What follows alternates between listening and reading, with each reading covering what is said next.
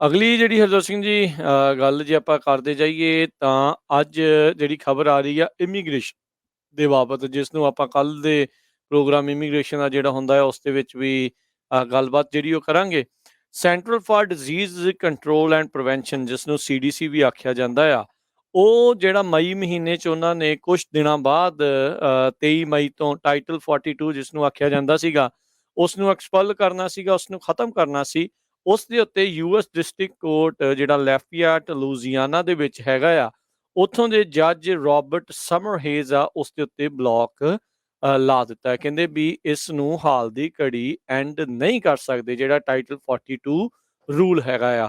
ਸੋ migrants ਨੂੰ ਜਿਹੜਾ ਆ ਹੈਲਥ ਰੀਜ਼ਨਸ ਦੇ ਕਰਕੇ, ਪਬਲਿਕ ਹੈਲਥ ਸੇਫਟੀ ਦੇ ਕਰਕੇ ਅਮਰੀਕਾ ਦੇ ਵਿੱਚੋਂ ਬਾਹਰ ਰੱਖਿਆ ਜਾਂਦਾ ਸੀਗਾ ਵੀ ਤੁਸੀਂ ਜਿਹੜਾ ਆ ਦੂਜੇ ਮੁਲਕ ਦੇ ਵਿੱਚ ਇੰਤਜ਼ਾਰ ਕਰੋ। ਜੇ ਤੁਹਾਡਾ ਅਸਾਈਲਮ ਪਾਸ ਹੁੰਦਾ ਹੈ ਤਾਂ ਫਿਰ ਤੁਸੀਂ ਆ ਸਕਦੇ ਆ, ਅਦਰਵਾਈਜ਼ ਨਹੀਂ। ਸੋ ਟਾਈਟਲ 42 ਖਤਮ ਕਰਨ ਜਾ ਰਿਹਾ ਸੀਗਾ ਬਾਈਡਨ ਪ੍ਰਸ਼ਾਸਨ, ਪਰ ਇਸ ਜੱਜ ਦੇ ਜਿਹੜੇ ਪ੍ਰੀਲਿਮਿਨਰੀ ਇੰਜੰਕਸ਼ਨ ਦੇ ਨਾਲ ਇਸ ਦੇ ਉੱਤੇ ਬਲੌਕ ਲਾ ਦਿੱਤਾ ਹੈ। ਸੋ ਬਾਈਡਨ ਐਡਮਿਨਿਸਟ੍ਰੇਸ਼ਨ ਦੇ ਦੁਆਰਾ ਇਹਨਾਂ ਰਿਸਟ੍ਰਿਕਸ਼ਨਸ ਨੂੰ ਖਤਮ ਕਰਨ ਦੇ ਉੱਤੇ ਰੋਕ ਜਿਹੜੀ ਆ ਉਹ ਲੱਗ ਚੁੱਕੀ ਆ। ਉਹਨਾਂ ਨੇ ਜਿਹੜੇ ਰਿਪਬਲਿਕਨ ਅਟਾਰਨੀ ਜਨਰਲਸ ਜਿਹੜੇ ਹੈਗੇ ਨੇ, ਉਹਨਾਂ ਨੇ ਜਿਨ੍ਹਾਂ ਨੇ ਲਾਸੂਟ ਫਾਈਲ ਕੀਤਾ ਸੀਗਾ ਬਾਈਡਨ ਐਡਮਿਨਿਸਟ੍ਰੇਸ਼ਨ ਦੇ ਉੱਤੇ, ਉਹਨਾਂ ਨੇ ਜਿਹੜਾ ਰੋਕ ਦਿੱਤਾ ਹੈ। ਉਹਨਾਂ ਦੇ ਪੱਖ ਦੇ ਵਿੱਚ ਇਹ ਫੈਸਲਾ ਸੁਣਾਉਂਦੇ ਹੋਏ ਟਾਈਟਲ 42 ਨੂੰ ਜਿਹੜਾ ਟਰਮੀਨੇਟ ਕਰਨ ਦੇ ਉੱਤੇ ਬਲੌਕ ਲਗਾ ਦਿੱਤਾ ਹੈ। ਅਗਲੀ ਜਿਹੜੀ ਹਰਜੋਤ ਸਿੰਘ ਜੀ ਗੱਲ ਜੇ ਆਪਾਂ ਕਰਦੇ ਜਾਈਏ ਤਾਂ ਅੱਜ ਜਿਹੜੀ ਖਬਰ ਆ ਰਹੀ ਆ ਇਮੀਗ੍ਰੇਸ਼ਨ ਦੇ ਬਾਬਤ ਜਿਸ ਨੂੰ ਆਪਾਂ ਕੱਲ੍ਹ ਦੇ ਪ੍ਰੋਗਰਾਮ ਇਮੀਗ੍ਰੇਸ਼ਨ ਦਾ ਜਿਹੜਾ ਹੁੰਦਾ ਹੈ ਉਸ ਦੇ ਵਿੱਚ ਵੀ ਗੱਲਬਾਤ ਜਿਹੜੀ ਉਹ ਕਰਾਂਗੇ। Central for Disease Control and Prevention ਜਿਸ ਨੂੰ ਸੀਡੀਸੀ ਵੀ ਆਖਿਆ ਜਾਂਦਾ ਆ, ਉਹ ਜਿਹੜਾ ਮਈ ਮਹੀਨੇ 'ਚ ਉਹਨਾਂ ਨੇ ਕੁਛ ਦਿਨਾਂ ਬਾਅਦ 23 ਮਈ ਤੋਂ ਟਾਈਟਲ 42 ਜਿਸ ਨੂੰ ਆਖਿਆ ਜਾਂਦਾ ਸੀਗਾ, ਉਸ ਨੂੰ ਐਕਸਪੈਲ ਕਰਨਾ ਸੀਗਾ, ਉਸ ਨੂੰ ਖਤਮ ਕਰਨਾ ਸੀ। ਉਸ ਦੇ ਉੱਤੇ ਯੂਐਸ ਡਿਸਟ੍ਰਿਕਟ ਕੋਰਟ ਜਿਹੜਾ ਲੈਫੀਆਟ ਲੂਜ਼ੀਆਨਾ ਦੇ ਵਿੱਚ ਹੈਗਾ ਆ, ਉੱਥੋਂ ਦੇ ਜੱਜ ਰੋਬਰਟ ਸਮਰਹੇਜ਼ ਆ ਉਸ ਦੇ ਉੱਤੇ ਬਲੌਕ ਲਾ ਦਿੱਤਾ ਹੈ। ਕਹਿੰਦੇ ਵੀ ਇਸ ਨੂੰ ਹਾਲ ਦੀ ਘੜੀ ਐਂਡ ਨਹੀਂ ਕਰ ਸਕਦੇ ਜਿਹੜਾ ਟਾਈਟਲ 42 ਰੂਲ ਹੈਗਾ ਆ। ਸੋ ਮਾਈਗ੍ਰੈਂਟਸ ਨੂੰ ਜਿਹੜਾ ਆ ਹੈਲਥ ਰੀਜ਼ਨਸ ਦੇ ਕਰਕੇ, ਪਬਲਿਕ ਹੈਲਥ ਸੇਫਟੀ ਦੇ ਕਰਕੇ ਅਮਰੀਕਾ ਦੇ ਵਿੱਚੋਂ ਬਾਹਰ ਰੱਖਿਆ ਜਾਂਦਾ ਸੀਗਾ ਵੀ ਤੁਸੀਂ ਜਿਹੜਾ ਆ ਦੂਜੇ ਮੁਲਕ ਦੇ ਵਿੱਚ ਇੰਤਜ਼ਾਰ ਕਰੋ। ਜੇ ਤੁਹਾਡਾ ਅਸਾਈਲਮ ਪਾਸ ਹੁੰਦਾ ਹੈ ਤਾਂ ਫਿਰ ਤੁਸੀਂ ਆ ਸਕਦੇ ਆ, ਅਦਰਵਾਈਜ਼ ਨਹੀਂ।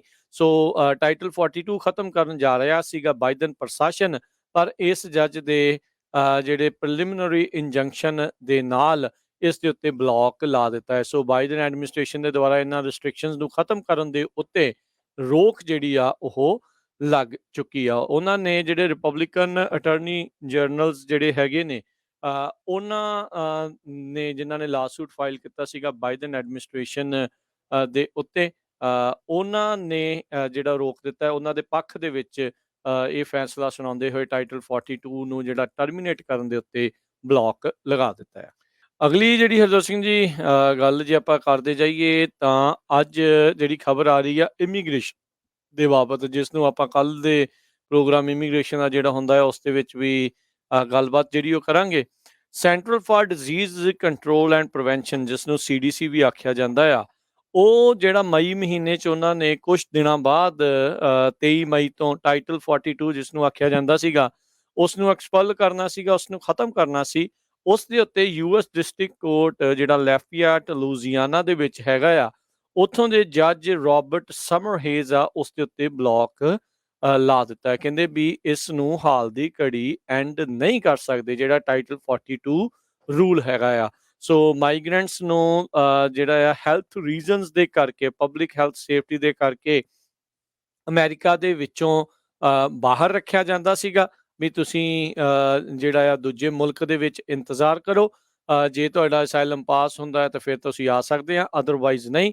ਸੋ ਟਾਈਟਲ 42 ਖਤਮ ਕਰਨ ਜਾ ਰਿਹਾ ਸੀਗਾ ਬਾਈਡਨ ਪ੍ਰਸ਼ਾਸਨ, ਪਰ ਇਸ ਜੱਜ ਦੇ ਜਿਹੜੇ ਪ੍ਰੀਲਿਮਿਨਰੀ ਇੰਜੰਕਸ਼ਨ ਦੇ ਨਾਲ ਇਸ ਦੇ ਉੱਤੇ ਬਲੌਕ ਲਾ ਦਿੱਤਾ ਹੈ। ਸੋ ਬਾਈਡਨ ਐਡਮਿਨਿਸਟ੍ਰੇਸ਼ਨ ਦੇ ਦੁਆਰਾ ਇਹਨਾਂ ਰਿਸਟ੍ਰਿਕਸ਼ਨਸ ਨੂੰ ਖਤਮ ਕਰਨ ਦੇ ਉੱਤੇ ਰੋਕ ਜਿਹੜੀ ਆ ਉਹ ਲੱਗ ਚੁੱਕੀ ਆ। ਉਹਨਾਂ ਨੇ ਜਿਹੜੇ ਰਿਪਬਲਿਕਨ ਅਟਾਰਨੀ ਜਨਰਲਸ ਜਿਹੜੇ ਹੈਗੇ ਨੇ, ਉਹਨਾਂ ਨੇ ਜਿਨ੍ਹਾਂ ਨੇ ਲਾਸੂਟ ਫਾਈਲ ਕੀਤਾ ਸੀਗਾ ਬਾਈਡਨ ਐਡਮਿਨਿਸਟ੍ਰੇਸ਼ਨ ਦੇ ਉੱਤੇ, ਉਹਨਾਂ ਨੇ ਜਿਹੜਾ ਰੋਕ ਦਿੱਤਾ ਹੈ, ਉਹਨਾਂ ਦੇ ਪੱਖ ਦੇ ਵਿੱਚ ਇਹ ਫੈਸਲਾ ਸੁਣਾਉਂਦੇ ਹੋਏ ਟਾਈਟਲ 42 ਨੂੰ ਜਿਹੜਾ ਟਰਮੀਨੇਟ ਕਰਨ ਦੇ ਉੱਤੇ ਬਲੌਕ ਲਗਾ ਦਿੱਤਾ ਹੈ।